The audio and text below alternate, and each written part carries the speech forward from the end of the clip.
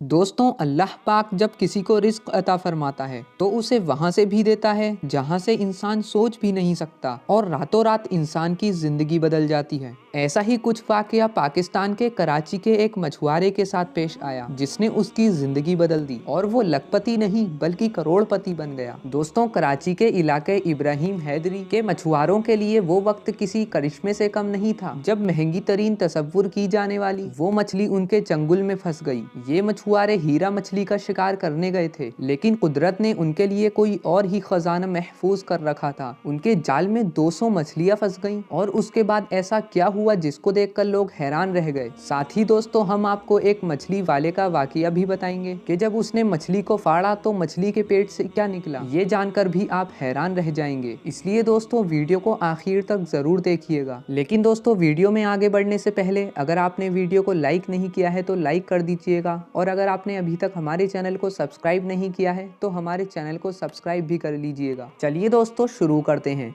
दोस्तों, जिन मछुआरों के हाथ सुआ मछली लगी है उनका कहना है कि वो रोजाना की तरह शिकार करने निकले थे। जब उन्होंने मछली का जाल पानी के अंदर डाला और जब वो उस जाल को बाहर निकालते हैं तो उनकी आंखें फटी की फटी रह जाती हैं, क्योंकि उस जाल में सुआ मछलियां भी होती हैं, लेकिन उन्हें कोई पहचान नहीं पाता। इतने में एक बुजुर्ग मछुआरे की आवाज आती है कि ये तो सुआ मछली है, सुआ। ये सुनकर लोग झूमने लगते हैं। जैसे जैसे जाल पानी के ऊपर आता है तो फिर दूसरी आवाज आती है कि इसमें एक नहीं बल्कि 2 मछलियां हैं। इन मछलियों को दूसरी मछलियों से अलग कर दिया जाता है। कराची मरीन सर्विस के मुताबिक एक गोल्डन सुआ मछली की कीमत कम से कम 25 लाख रुपया है। बहुत ज्यादा शिकार होने की वजह से अब सुआ मछली की नस्ल खत्म होने लगी है, लिहाजा ये बहुत कीमती शुमार की जाती है। खासकर इसकी चर्बी डॉक्टर्स के हवाले से बहुत अहम है। इसको बड़ी बीमारियों के लिए इस्तेमाल किया जाता है। सुआ मछली के महंगा होने की एक वजह यह भी है कि इसकी झिल्ली से सर्जरी के बाद लगने वाले कीमती धागे को तैयार किया जाता है। इसके धागे की खास बात यह है कि ये जिस्म की अंदरूनी बीमारियों के मामलात में इस्तेमाल होता है। इसके अलावा एक और वजह यह भी है कि ये धागा कुदरती तौर पर जिस्म के अंदर ही खत्म हो जाता है। सुआ अगर समंदर में मर भी जाए तब भी इसकी कीमत कम नहीं होती, क्योंकि 10 साल पहले एक समुद्र के किनारे से एक मुर्दा सुआ मछली मिली थी जिसे फौरन ही खरीद लिया गया और उसकी बहुत अच्छी कीमत भी अता की। प्यारे दोस्तों, ये तो हो गई उन मछुआरों की बात जिनकी जिंदगी ही बदल गई। अब आपको मछली के पेट से निकलने वाले खजाने का वाकया सुनाते हैं। दोस्तों, एक गरीब आदमी जिसका गुजर बसर मछलियां पकड़कर होता था, वो रोज मछलियों का शिकार करके अपने घर लाता और अपनी बीवी से कहता, इन्हें साफ कर दो ताकि मैं इन्हें बाजार जाकर बेच सकूं। एक दिन वो मछलियां लाया और बीवी से कहने लगा, इन्हें साफ कर दो।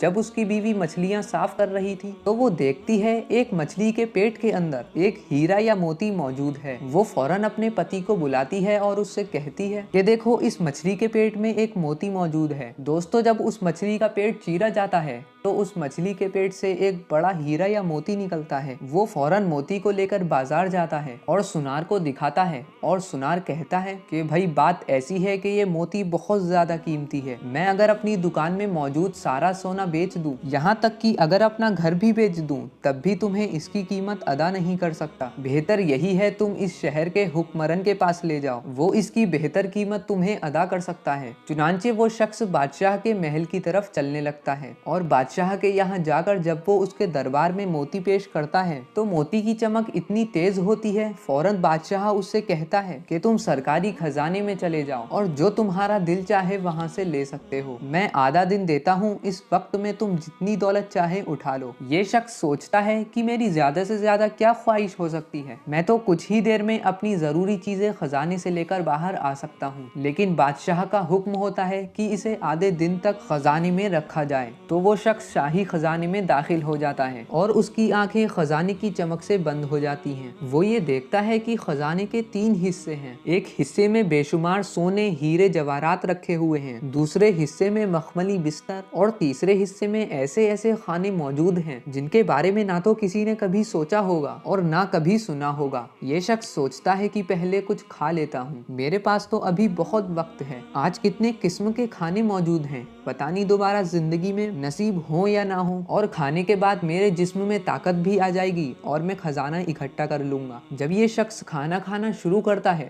तो 2 घंटे तक लगातार खाते ही रहता है। उसके बाद ये खजाना इकट्ठा करने के लिए चला जाता है तो इसकी नजर मखमली बिस्तर पर पड़ती है, तो ये सोचता है मुझे जिंदगी में कभी ऐसा बिस्तर नसीब ना हुआ, मैं तो सख्त जमीन पर लेटने वाला हूँ। कुछ देर आराम कर लेता हूँ ताकि जिस्म में भरपूर ताकत आ जाए, उसके बाद भी मैं खजाने को इकट्ठा करूंगा। फिर वो शख्स बिस्तर पर लेटता है और अपनी आंखें बंद कर लेता है और सो जाता है। जब इसकी आंख खुलती है तो इसके सर पर सिपाही खड़े होते हैं और इससे कहते हैं कि चलो भाई बाहर निकलो, तुम्हारे आधे दिन का वक्त पूरा हो चुका। ये शख्स हड़बड़ाकर उठता है और कहता है कि मैं अभी तो सोया था। तो वो कहते हैं कि पहले तुम कुछ देर तक तो खाते रहे और उसके बाद तब से अब तक सोए जा रहे हो। तुम आधे दिन खजाना इकट्ठा कर सकते थे और बाहर जाकर इससे बेहतरीन बिस्तर मंगा सकते थे और इन खानों से ज्यादा बेहतरीन खाना खा सकते थे, लेकिन तुमने ऐसा नहीं किया। चलो अब तुम्हारा वक्त खत्म हुआ। उसके बाद दोस्तों वो आदमी रोता और पछताता रहता है। लेकिन दोस्तों अब आप यहाँ एक लम्हे के लिए रुके और सोचें कि यही हाल आज इंसान का है। इंसान को अल्लाह की तरफ से इस दुनिया पर भेजा गया है ताकि इंसान अल्लाह की इबादत करे, नेक काम करे और जन्नत में दाखिल हो सके। लेकिन आज का इंसान गाफिल हो चुका है। आज का गाफिल इंसान रिस्क के पीछे दौड़ता है, खाने के पीछे दौड़ता है, आराम के पीछे दौड़ता है, लेकिन अल्लाह ताला के आगे सजदा करके इबादत करके जन्नत नहीं कमाता। और जब उसकी आंखें खुलेंगी तो इसका वक्त पूरा हो चुका होगा। इसलिए दोस्तों आपसे गुजारिश ये है कि इस दुनिया में खोए मत रह जाइए, अपने अमाल को सुधारिए और गुनाहों से बचें, नेक काम करिए और अल्लाह की इबादत कीजिए। इंशाअल्लाह तबारक व तआला आपकी जिंदगी यहाँ भी संवर जाएगी और आखिरत भी संवर जाएगी। आखिर में दोस्तों आप लोगों से गुजारिश ये है कि हमसे और आपसे जाने अनजाने में या गमो गुस्सा या किसी ऐसी हालत में हमारी जुबान से कुछ ऐसा निकल जाता है जिससे हमारा ईमान चला जाता है और हमें ईमान जाने की खबर भी नहीं होती। इसलिए दोस्तों हमें चाहिए कि हम अल्लाह की बारगाह में तौबा अस्तगफार करते रहें। बेशक अल्लाह तौबा को कबूल फरमाने वाला है। तो आइए दोस्तों हम सब मिलकर पढ़ लेते हैं अस्तगफिरुल्लाह रब्बी मिन कुल्ली ज़ंबियों व अतूबु इलैह। उम्मीद करते हैं आज की ये वीडियो आपको बहुत ज़्यादा पसंद आई होगी। दोस्तों अगर वीडियो पसंद आई हो तो वीडियो को दिल से एक लाइक ज़रूर कीजिएगा और अपने करीबी दोस्तों में शेयर भी ज़रूर कर दीजिएगा। तो मिलते हैं दोस्तों इंशाअल्लाह एक और नई और अच्छी वीडियो के साथ। तब तक आप अपना और अपनों का बहुत ज़्यादा ख्याल रखिए। अस्सलामु अलैकुम।